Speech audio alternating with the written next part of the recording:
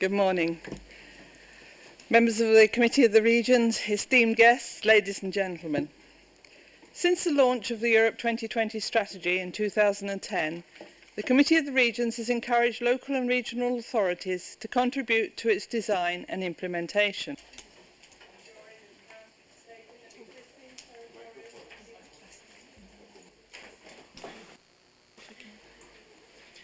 It's okay. Continue. Ensuring that account is taken of existing territorial socio-economic differences, and has campaigned for the different levels of government to work in partnership. The Committee of the Regions Europe 2020 monitoring platform has been monitoring developments on the ground in the face of the present difficult economic situation and the impact of the economic crisis on employment and the social situation.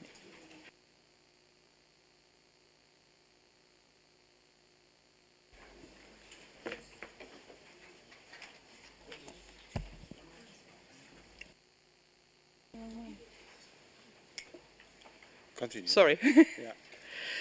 This conference is the fourth in a series of Committee of the Regions events, and the monitoring activities being held in connection with each of the flagship initiatives in the run-up to the mid-term review of Europe 2020 in 2014. For the fourth time, the Europe 2020 monitoring platform is contributing to the debate with the results of a survey of EU cities and regions. Having looked at youth on the move, an agenda for new skills and jobs, and an industrial policy for the globalisation era, we are turning today to the challenging topic of poverty and social exclusion. Currently, close to 120 million people in Europe are at risk of poverty or social exclusion, and the number of people in this category has increased since 2008 in 18 out of 27 member states. The inhabitants of around a quarter of the EU's regions are particularly exposed to the risks of poverty and social exclusion.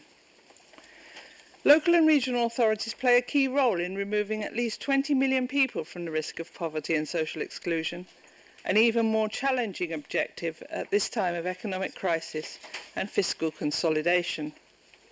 In fact, nearly a quarter of the social expenditure in the EU is implemented through local and regional authorities. Hence, their involvement in the monitoring activities, the Europe 2020 strategy's flagship initiative on poverty, is essential.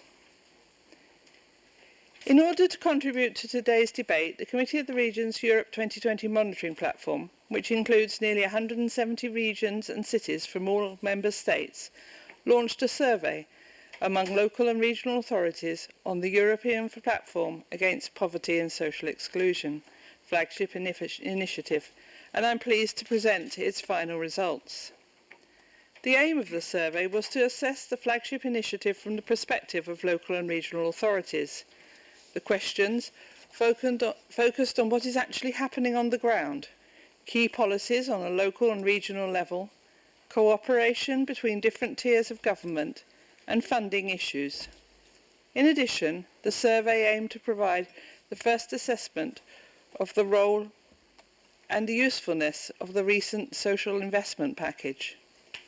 We received 37 responses from 15 EU member states, and I should now like to give you a brief account of the findings, whilst I would like to remind you that the survey's full summary report in English is available online on the platform's website. And the conclusions of the survey are available today in print form, as well as on the website, and will be available in all EU languages very shortly. Let me start off with the challenges faced by the respondent regions and cities.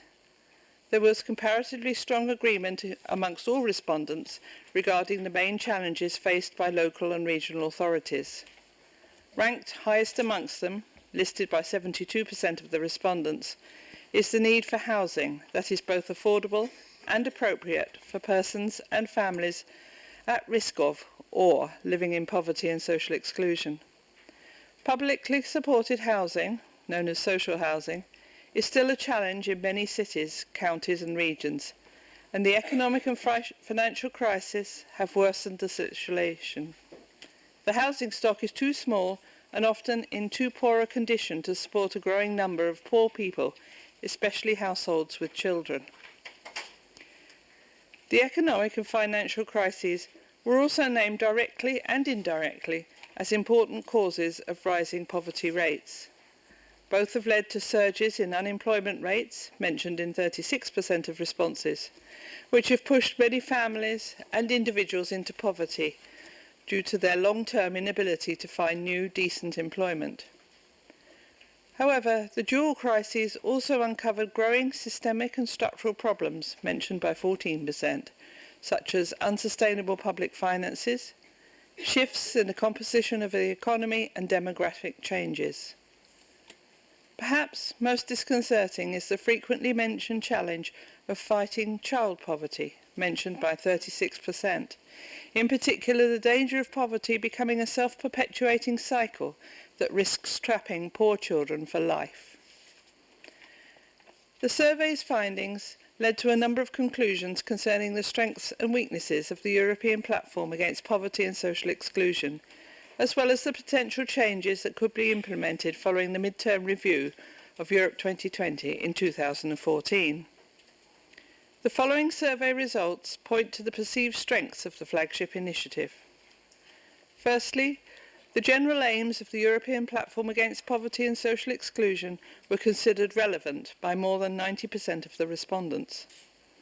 Overall, the platform provides simplification and better targeting of social policies, adequate framing of the issues, and clear identification of priorities and actions. It also provides an adequate link between EU and territorial programmes and commitment to horizontal and vertical cooperation, including with other stakeholders, NGOs, businesses, etc. The survey responses to this question provide evidence that the European Platform Against Poverty and Social Exclusion reflects the multi-dimensionality of poverty and social exclusion. Aside from initiatives to alleviate housing problems, there should be a particular focus on combating child poverty and its repercussions. Actions for family or single-parent households should include the provision and subsidisation of childcare, direct financial support, housing assistance, education, and job search support for the parents. In addition, positive features of the flagship initiative is increased awareness of poverty and social exclusion, including a boost in visibility for Roma issues, child poverty, homelessness, and other issues affecting the most vulnerable population groups. On the other hand, some discernible weaknesses and criticisms have also emerged and need to be highlighted. The greatest concerns are relating to the actual implementation of the programme, the ambiguity in suggested measures in the national reform programmes, together with the differences between national and local priorities, and the lack of coordination, are seen as growing problems. There is a growing need for improved and more comprehensive indicators, as well as better monitoring of the overall flagship initiative. Some respondents pointed out that the political targets are sometimes seen as too abstract or removed from specific local contexts. There are sometimes stark contrasts between countries in terms of the social programmes and services available, as well as serious discrepancies within countries themselves.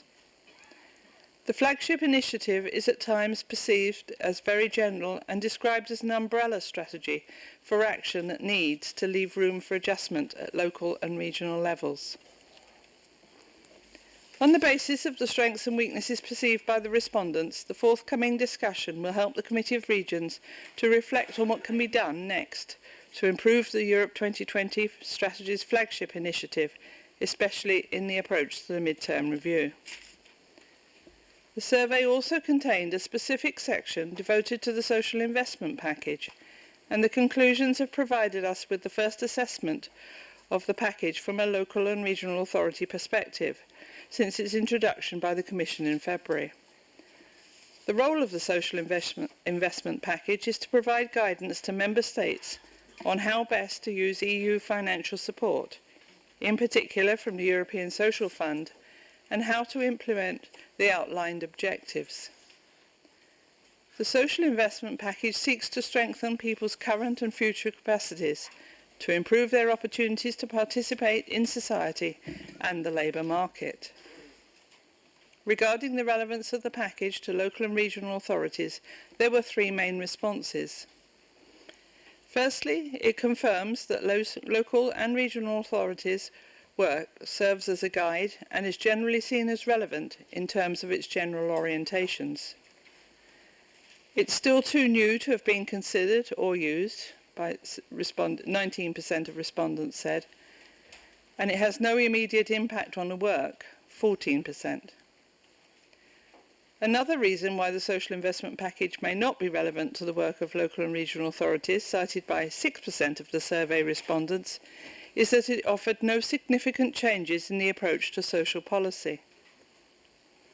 In closing, let me turn your attention to the fact that the respondents also highlighted a series of potential changes that could be made, both to the platform's content and to its funding. In terms of content, the platform against poverty and social exclusion should be made more concise.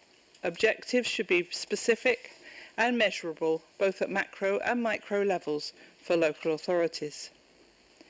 The flagship initiative should be reviewed and evaluated every year. Cross-cutting relationships and commonalities between the platform and other flagship initiatives, especially the New Skills and Jobs and Youth on the Move initiatives, should be made more visible. Also in this context, there is a need for greater recognition that poverty and social exclusion policies impact growth and therefore should not be dealt with in isolation.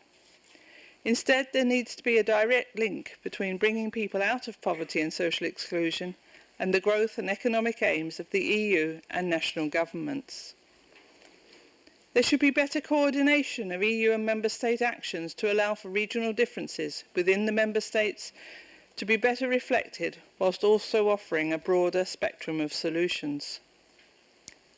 Lastly, the local and regional authorities would generally like to have greater influence on the drafting for the national reform programmes, given that only 31% of the survey respondents are currently able to contribute directly, indirectly, or in a very limited form.